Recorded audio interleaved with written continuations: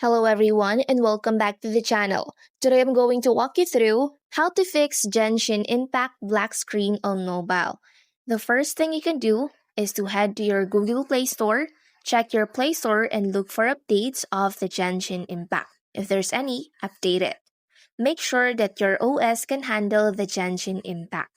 This is also one way to make sure your device is compatible for this game.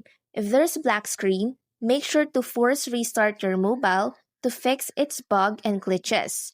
You can also go to your settings, apps, then storage, and look for the button that says clear cache and clear storage. Click on both.